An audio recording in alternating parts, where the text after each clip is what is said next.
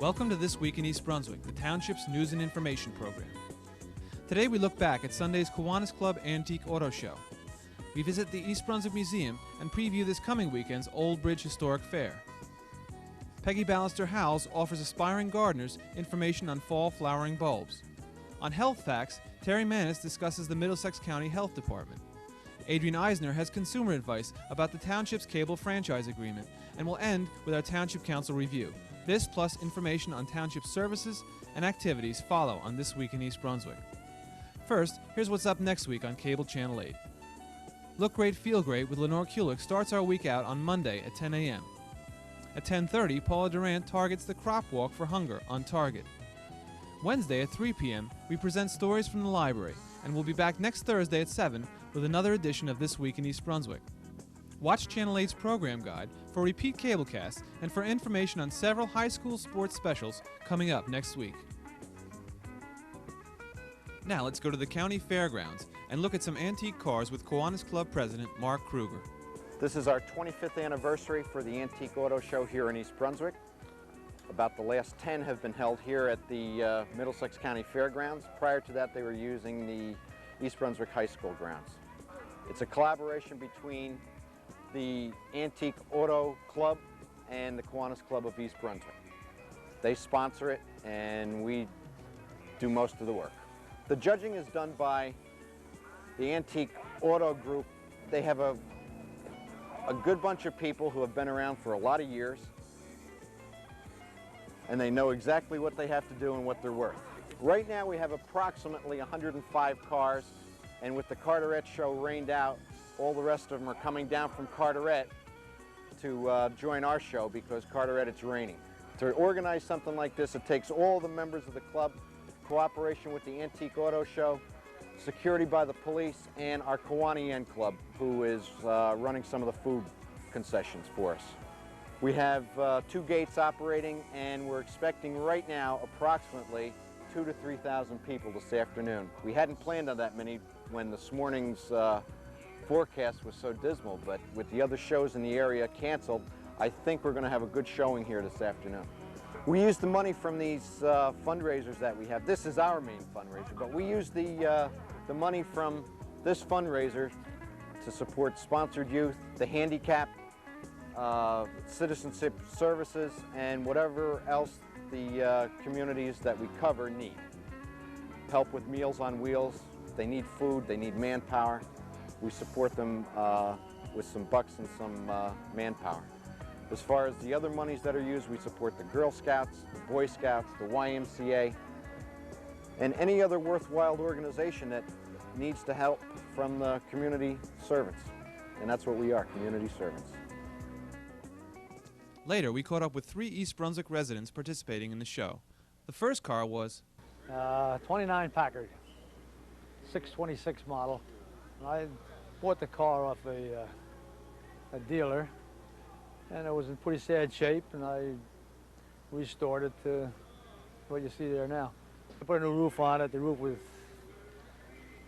was gone out of it, and interior, upholstery, and paint. I did all that myself. Parts are hard to find. Yeah, the parts are hard to come by. You have to have a lot of luck, I guess, and money. I've had it here last year, and this is the second year. I didn't have it anywhere else yet. I'm going to keep it, yes. I'm going to use it on trips and one thing or another. I enjoy driving it. My name is Bernard Blaze. I live at 41 Victory Place in East Brunswick. I got here a 1926 Model T Ford, sometimes called Doctor's Coupe, sometimes called the phone booth model. There's supposed to be an estimated 16 million made. Out of the 16 million, there's supposed to be about 4,000 in existence. And this car, as everybody knows, was the first car built after the horse. And it had made the production idea of building on a production line make it the way it is today.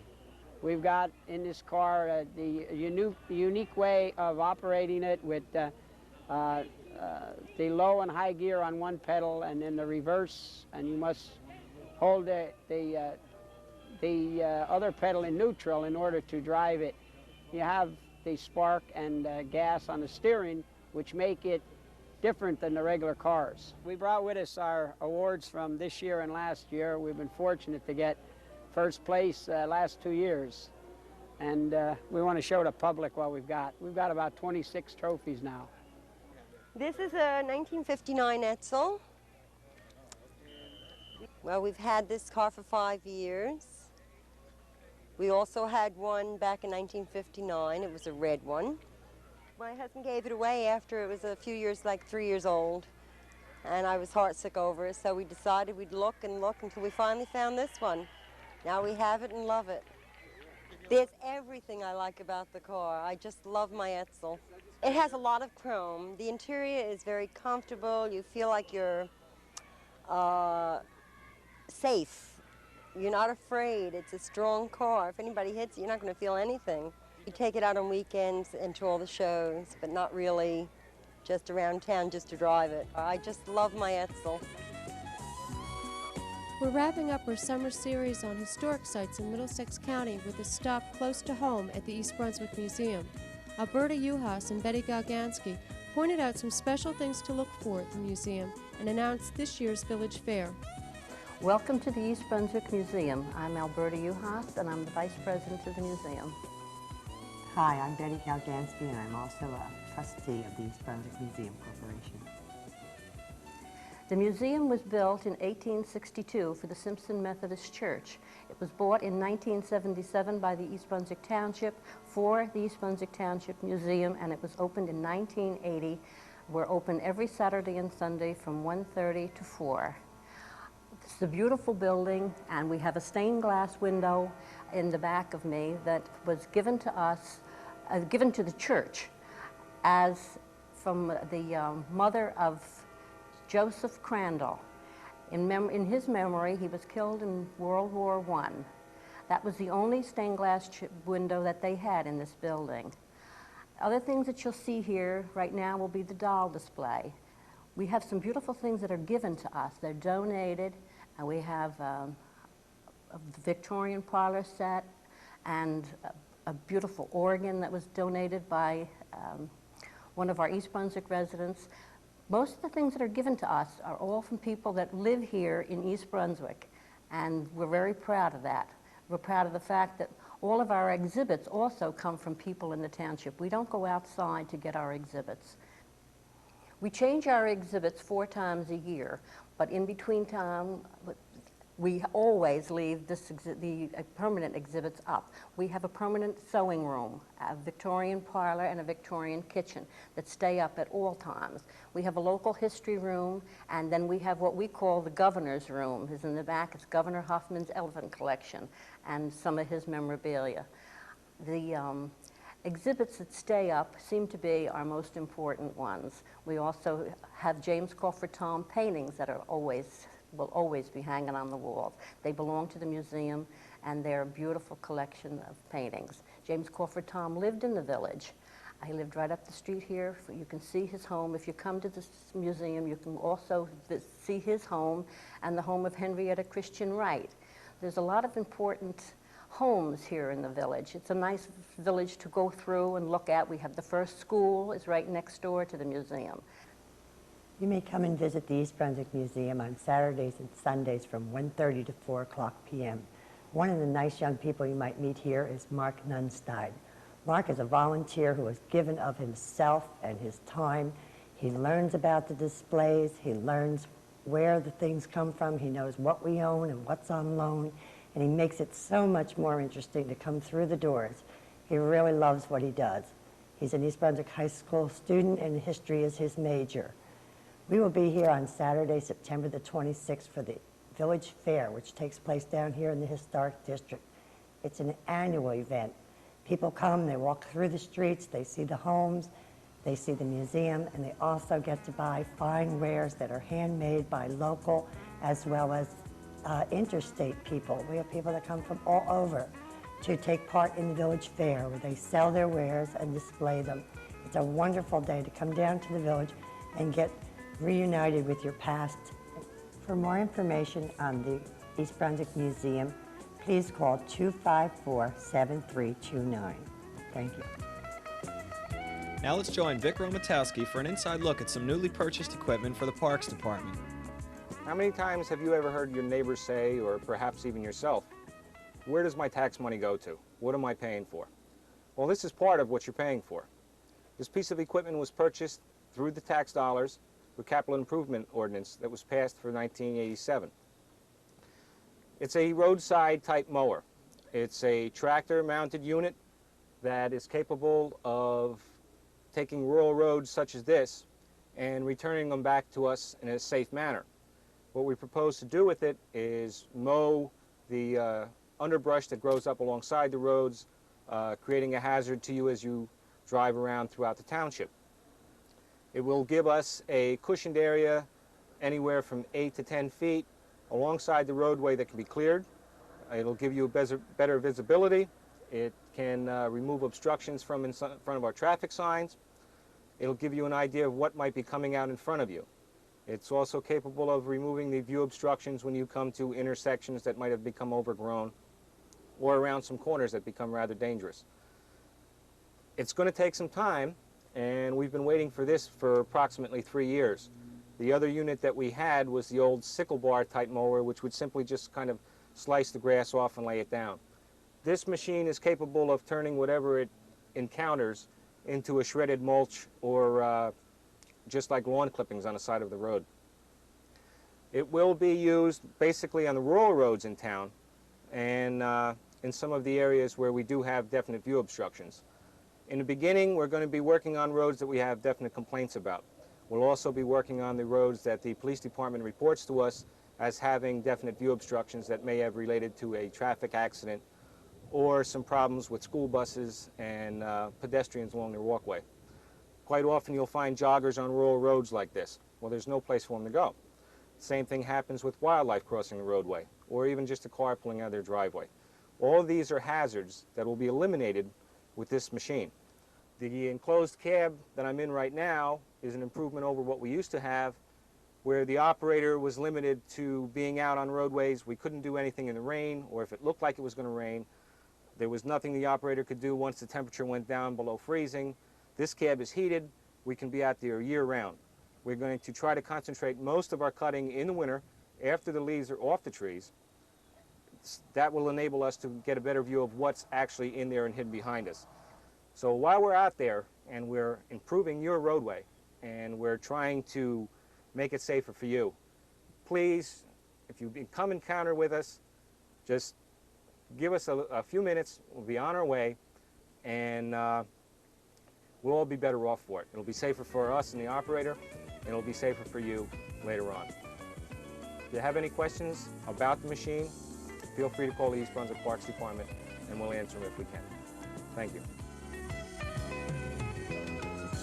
Hi, this is Peggy Ballister-Howells, Middlesex County Agricultural Agent, and today we're going to talk about a fun topic. We're going to talk about fall flowering bulbs, not spring flowering ones like tulips and daffodils, but bulbs that you can plant now that will flower this fall.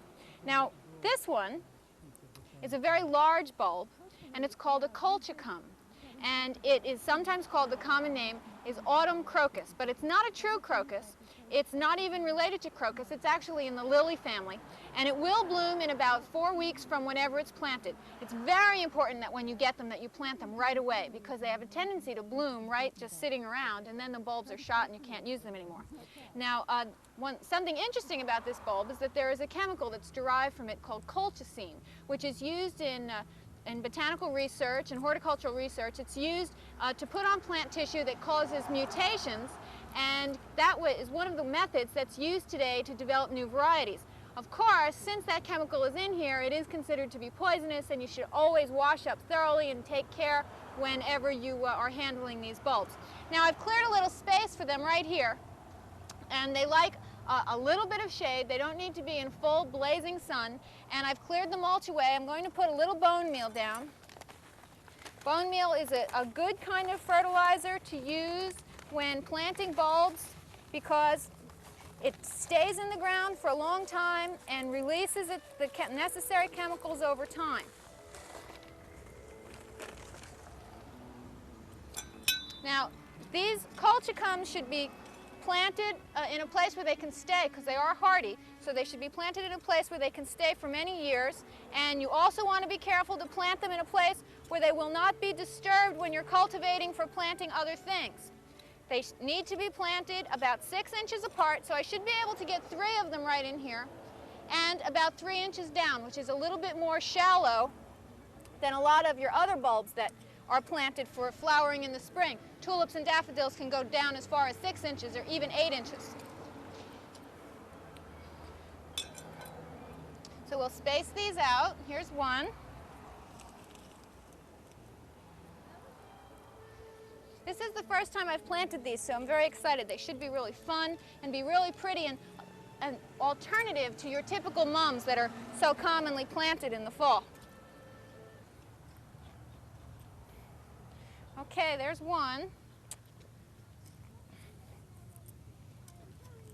Remember, 3 inches at the base, that's 2.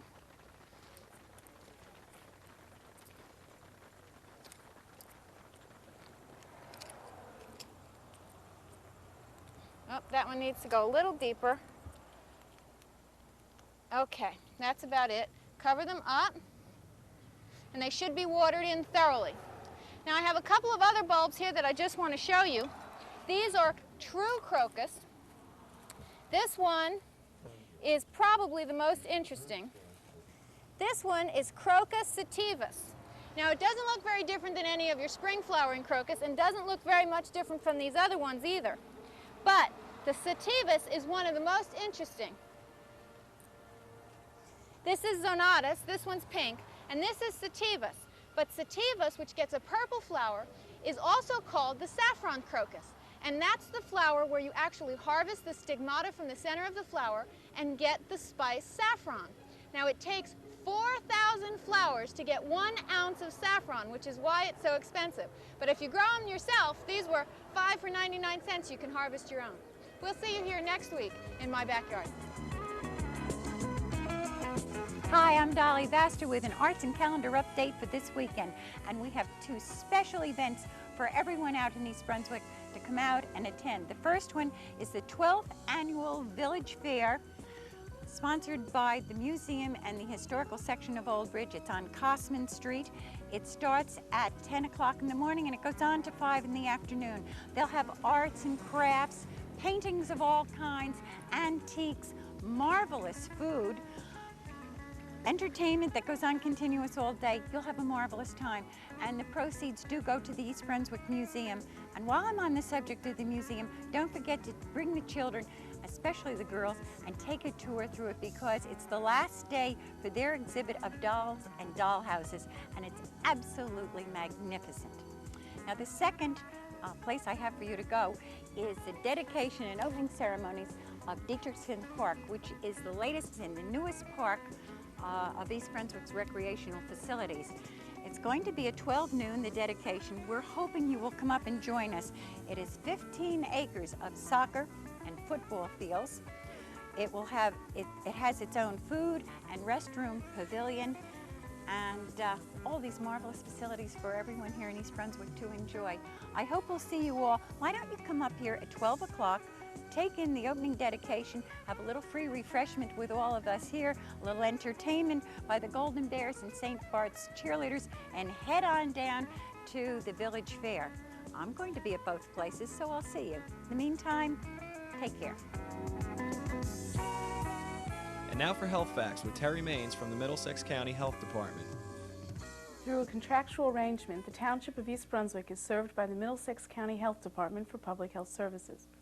The Health Department provides services in accordance with the state law known as the Minimum Standards of Performance for Local Health Departments.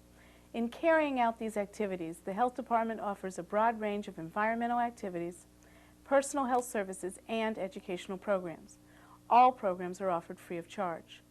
I'm just going to whet your appetite with a few that I'll be able to describe here. In the area of environmental services, many of you are familiar with the Health Department's role in inspecting restaurants. While this is a very important component of our work, it doesn't stop there. The Health Department is responsible for inspections of solid waste facilities and for the control of air and noise pollution, as well as the control of hazardous materials in our environment. If a well or septic system needs an inspection, the Health Department is the place to call, just as we're the right place for mundane complaints concerning animal control and weeds. The sanitary inspectors are right in East Brunswick so that they can respond as quickly as possible. In the area of personal health care, the County Health Department offers many services to East Brunswick residents. The Health Department provides child health conferences for well baby care and childhood immunizations, as well as adult health programs which provide blood testing, flu shots, pap smears, and blood pressure. The Health Department provides a clinic for sexually transmitted diseases, along with school nursing, a lead control program, and nursing visits to high-risk mothers and babies. The County Health Department also operates the Child Health Services Unit, which provides case management services for children with handicapping conditions. Education programs are available through the department concerning a wide variety of health subjects. Some of the current offerings include a series on living with diabetes and another on living with hypertension, as well as individual sessions on cardiovascular risk factors, such as smoking and stress management. There's a series of programs for older adults which covers nutrition, physical fitness, medication use and abuse, safety and stress management. The Health Department conducts youth education programs covering teenage sexuality, sexually transmitted disease, and the prevention of drug abuse. If your organization is interested in an education program or any of the above-mentioned topics or others, contact me at the Middlesex County Health Department at 828-8100 to determine how we can best assist you.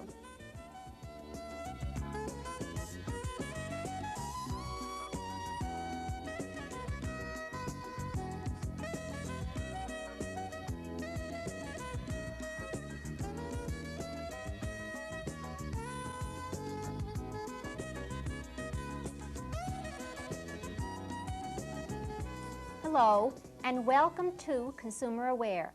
I'm Adrienne Eisner, Director of the East Brunswick Consumer Affairs Office. Today we're going to be talking about our cable franchise renewal. The 10-year franchise agreement in effect between East Brunswick Township and Stora Cable Communications expires January 17, 1990. According to federal and state law, the franchise renewal process must begin 30 to 36 months prior to the franchise expiration date. The township has filed official notice with the Office of Cable Television in the New Jersey Board of Public Utilities stating that it is our intention to initiate renewal procedures. The Consumer Affairs Office, as the appointed complaint officer for cable television in East Brunswick, has been actively involved in monitoring the performance of Stora. Complaints and inquiries regarding quality of reception, installation of service, billing, service response time, office procedures, construction restoration, and telephone accessibility have been handled by this office. During the renewal period, we will be involved in proceedings which will review the past performance of Stora and assess future cable-related community needs and interests. Participation by the public is encouraged throughout the process. During the first phase, we will be involved in a comprehensive study which includes financial review, technical analysis, performance evaluation, and identification of future needs. We will be conducting a random community telephone survey this fall to gather input regarding our cable operators' performance. Residents who would like to volunteer to make telephone calls for the cable television survey should call us at the Consumer Affairs Office. Our telephone number is 390-6954. In addition, all residents interested in submitting written comments relating to Stora's performance are requested to mail or bring them to the Consumer Affairs Office in the municipal building. Workshops and public hearings will also be scheduled.